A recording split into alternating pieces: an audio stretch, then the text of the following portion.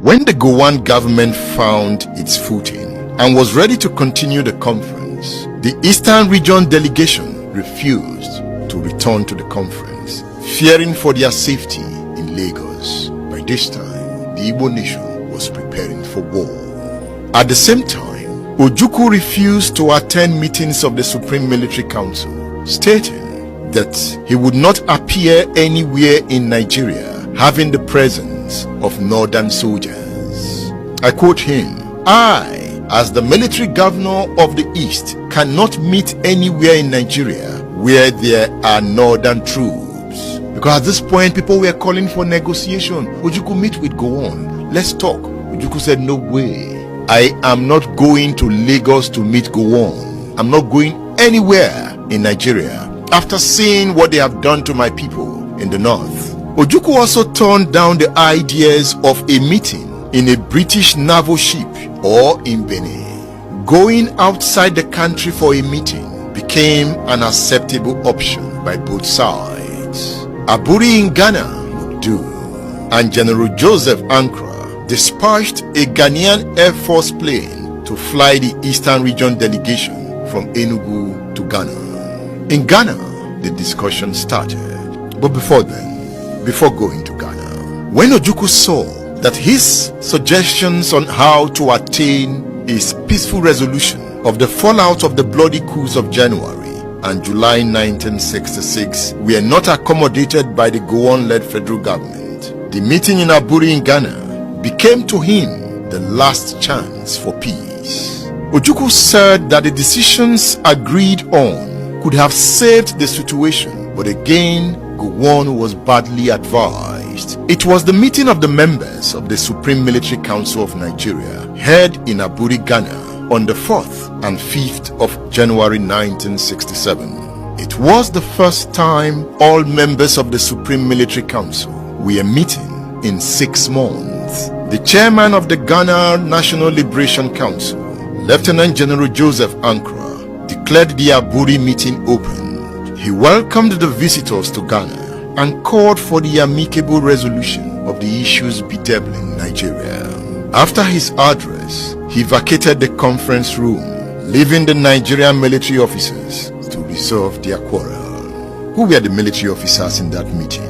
Ojukwu, as the governor of the Eastern Region, was there. Lieutenant Colonel Yakubu Gowon, the head of state, was there. Commander Joseph Akinwale, commander of the Navy, was in that meeting. Colonel Robert Adeyinka Adebayo, the governor of the Western Region, was in Aburi. Lieutenant Colonel Usman Hassan Katsina, the governor of the Northern Region, was in Aburi. Also in Aburi was the governor of the Midwest Region, Lieutenant Colonel David Ejo. Major Mobolaji Johnson, governor of Lagos, was in the Aburi meeting.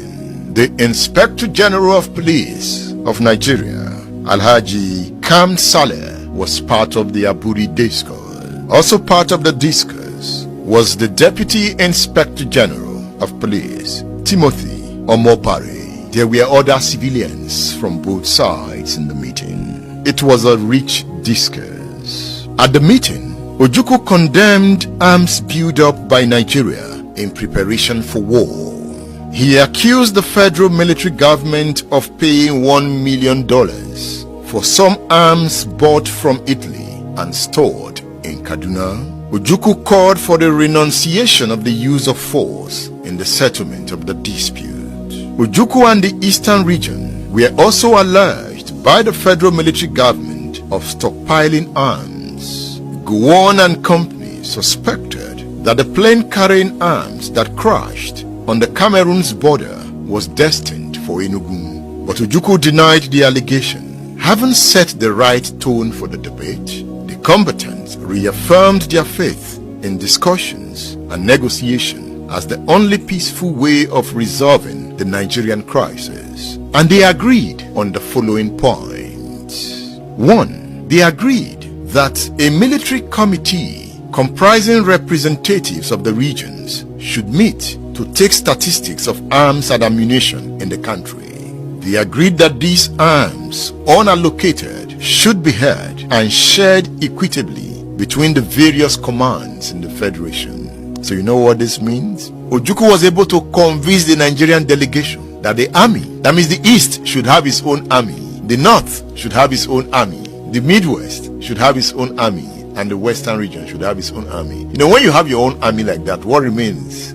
That means the country is gone. Gowon agreed. Did Ojukwu sweet talk them? Number 2, they agreed that the army should be reorganized in order to restore discipline and confidence specifically. So under this number 2, the army should be governed by the Supreme Military Council, which would be chaired by a Commander-in-Chief of the Armed Forces and the head of the federal military government. So subsection 2, they agreed that area commands under area commanders and corresponding to existing regions should be created. That means each region should have a command of the army. In subsection C of 2, they agreed that during the period of the military government, military governors should have control over area commands for internal security.